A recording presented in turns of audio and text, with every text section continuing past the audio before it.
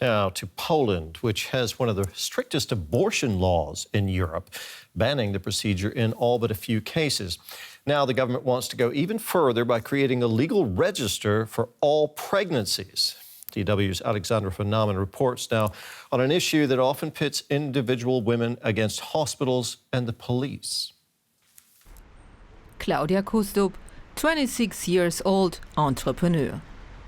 Earlier this year, she decided to end an unwanted pregnancy using abortion pills she ordered on the internet.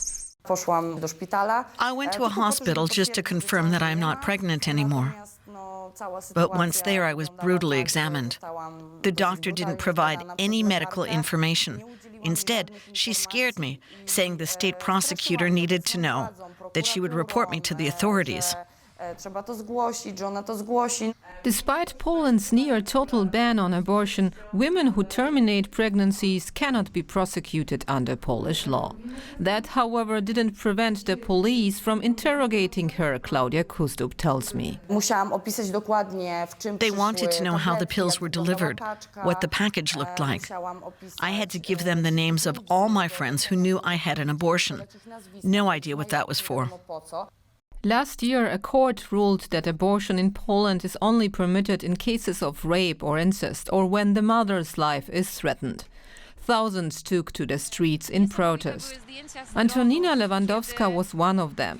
The reproductive rights activist says that the results of the new law amount to torture. This ban on abortion means that Polish women are forced to carry pregnancies with fetuses that have no brain, that have no skull, with their intestines outside of their body, with lethal heart failures.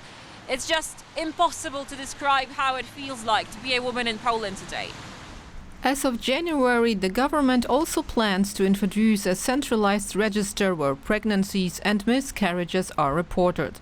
Pro-choice activists fear this database could be used to cause legal problems for women who use abortion pills or find other ways to end a pregnancy. Piotr Sieroszewski is a gynecologist in Łódź. He says the concerns about the register are unjustified as the data is available anyway. But he also says he is fed up with the issue being politicized in Poland. We as doctors would like to be left alone by politicians. We want them to stop using us for their purposes. Both sides are doing it.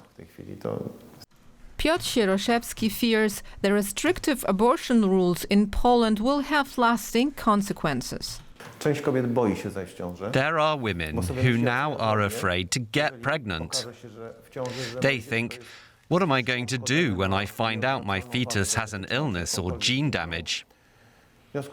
That's why they decide not to get pregnant at all.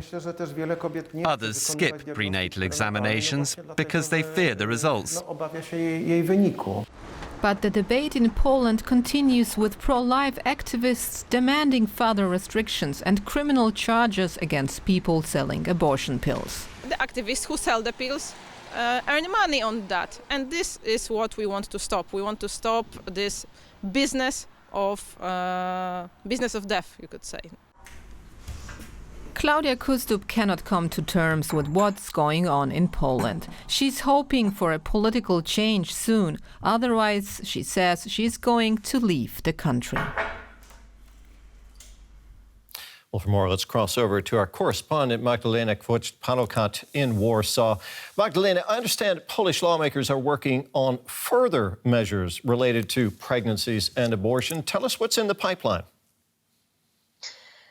Well, the government wants to establish a central register, including the information about pregnancy, which is, as they say, just, to provide the best medical care, for instance, in cases of emergency. But, it became a source of suspicion, of course, and since the abortion law in Poland become such a disputed area. What I want to say is, maybe in other times and other countries, that would not be such a big topic as it became now in Poland, when, of course, there is a lot of inconvenience what for the register is being planned. Rights activists in Poland have staged multiple street protests against tougher abortion laws. Have these protests had any impact on lawmakers? Well, I don't think so, indeed, because there has been so many decisions made in last months in Poland by the ruling party Law and Justice, and there have been a lot of protests in several cases, and they did not indeed change the decisions of the government. But just to be precisely, there has been even an idea to tighten the law which we have now in Poland, and the ruling party was, as the majority of the parliament, against it. So it also shows that they might maybe not be any further step in the abortion law itself. So where do you think things will go from here in Poland's abortion debate, given that the country already does have very restrictive laws in place? Yes, it's hard to imagine that it could be even more restricted than it is now. Abortion is just legal, as it was said in the report, in 2 cases: rape, incest, or the threatened health of the mother. So this is already a very restrictive thing. And of course, there is a debate going on among doctors and in hospitals. There has been also a hospital in the eastern part of Poland, which declared that doctors are hesitating of some steps because they are afraid of what might happen to them. So there is a big debate going on in this country, and we never know how it ends because the society is very strongly divided, also in that case in Poland.